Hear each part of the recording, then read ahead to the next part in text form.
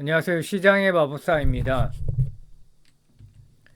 자, 그레디언트인데요. 음,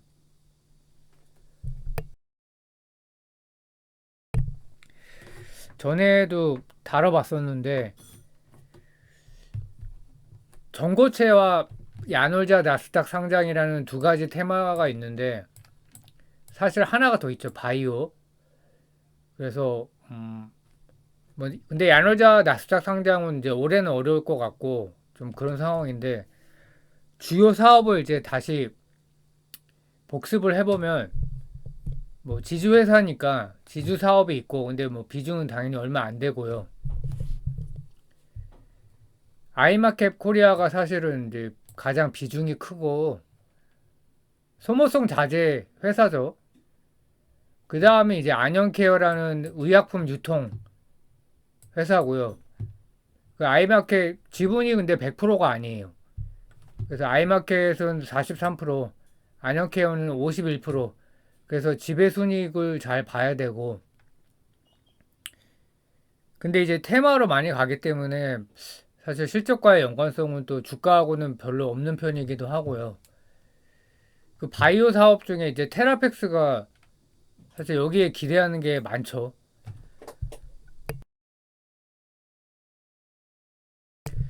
그래서 다른 회사도 많은데 뭐 별 의미가 없는 것 같고 대부분은 이제 너무 많기 때문에 일일이 다 살펴볼 수도 없고 이 핵심 회사가 이렇게 세 개고요.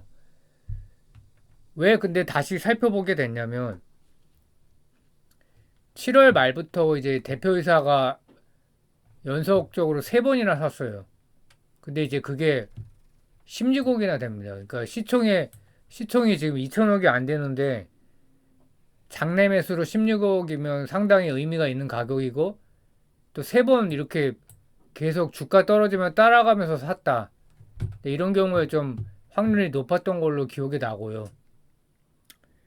뭐 기억보다 이제 제 투자 히스토리에서 이렇게 따라서 사게 되면 올라갈 가능성이 좀 높고 뭐 호재가 있어야겠죠.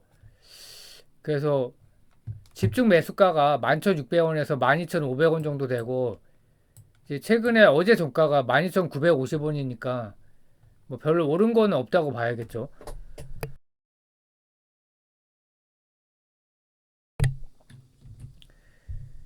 그래서 뭐 16억을 샀다는 거고 7월 또 8월 최근까지 이렇게 계속 샀고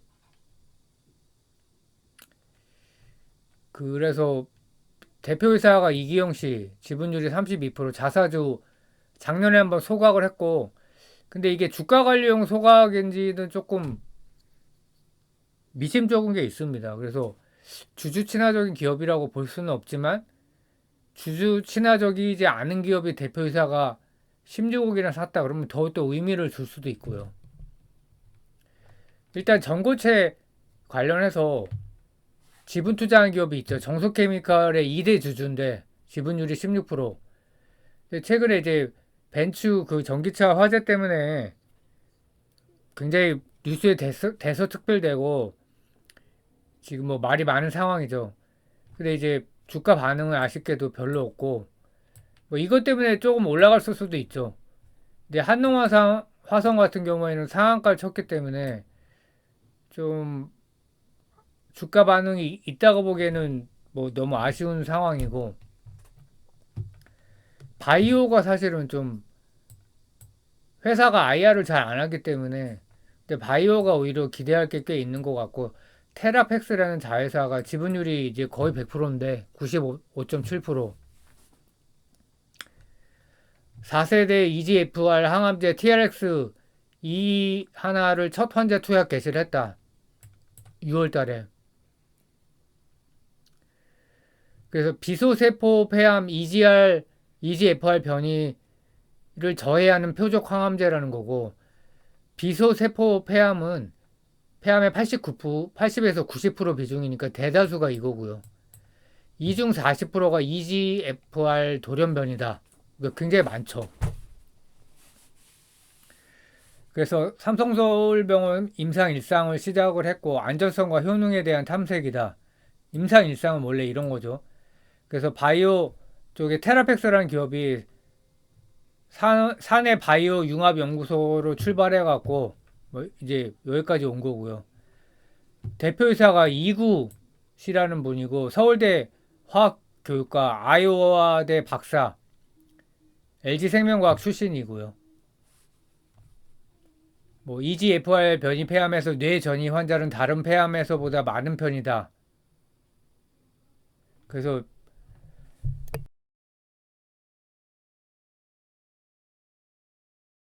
사실 뭐 천재들한테 기대하는 게 이런 거죠. 그래서 EGFR이 뭐냐? 상피세포 성장 인자 수용체다. 에피더말 그로스 팩터 리셉터라는 건데 세포 표면에 위치한 막관통 단백질로 티로신 키니아제 활성을 가지고 있다. 뭐 종양세포의 증식, 세포 자멸사의 억제, 혈관 신생, 침범 전이 등과 같은 종양의 자연사에 중요한 역할을 합니다. 뭐 저도 이제 잘 모르는데 처음 들어본 거고요. 다양한 암종에서 과발현된다. 이게 좀 문제인 것 같아요. 과발현되는 거. 그래서 비소세포 폐암, 유방암, 대장암, 두경부암 등에서 관찰된다. 그래서 과발현은 암의 진행과 예후에 중요한 영향을 미치며 이를 표적으로 하는 치료제들이 개발되었습니다. 내성이 발생하는 경우도 많고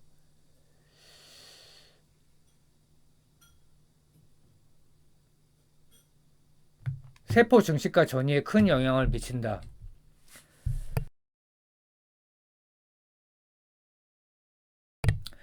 또 하나 주가에 크게 반응하는 게 그 야놀자의 나스닥 상장인데 참 그러니까 세상에 운이 따라야 된다는 게 이제 바로 이런 걸 얘기하는 것 같은데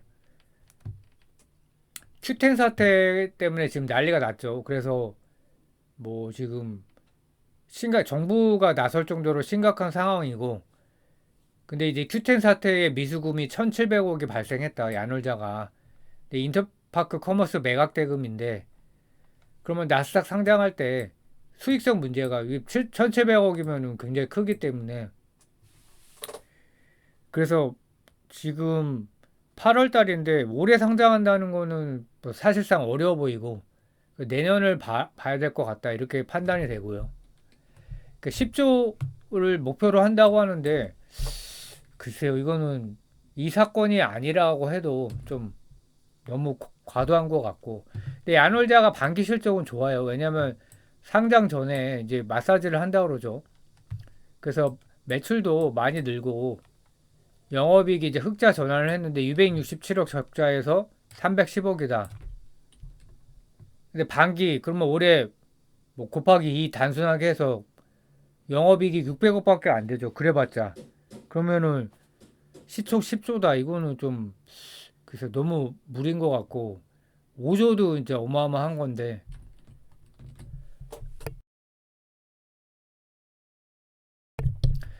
그레디언트를 보게 되면 실적 부진이 지속되고 있다.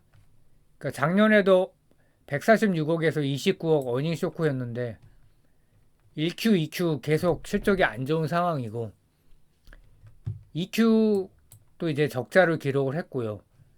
1Q는 근데 흑자였던 것 같고 작년에 16억 흑자에서 23억 적자 그래서 상반기에 18억 영업 적자를 기록을 하고 있고요. 그레디언트가요. 그러니까 사업 부문별을 보면 뭐 지주회사는 뭐 별 의미가 없으니까 이 이제 아이마켓 코리아 이 MRO 사업 같은 경우에 73억에서 44억이니까 뭐 한 30억 가까이 줄었고 바이오 헬스케어 사업은 괜찮은데 기타 사업이 이제 아까 막 자회사가 많았는데 여기서 이제 또 적자가 커졌고요.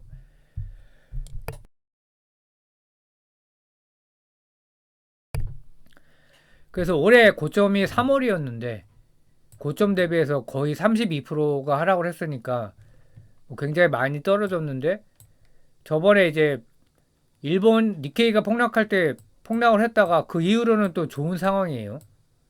그래서 이거를 뭐 테마를 탔다고 할 수도 있고 어 뭐 전고체 테마를 이제 탔다고 할 수도 있죠. 근데 이제 뭐 거래량이나 이런 걸 봤을 때는 뭐 아닌 것 같은데 뭐 그렇다고 볼 수도 있고. 그래서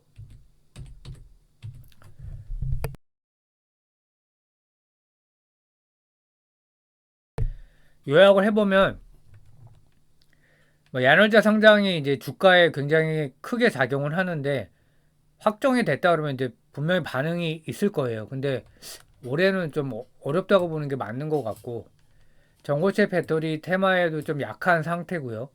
근데 이게 좀 바이오가 이거 말고도 뭐 몇 가지를 더 하고 있더라고요. 그래서 바이오 쪽에 한번 기대를 해볼 만하고 그러니까 그레디언트가 사실상 바이오에 기대를 많이 해야 되는 기업이에요.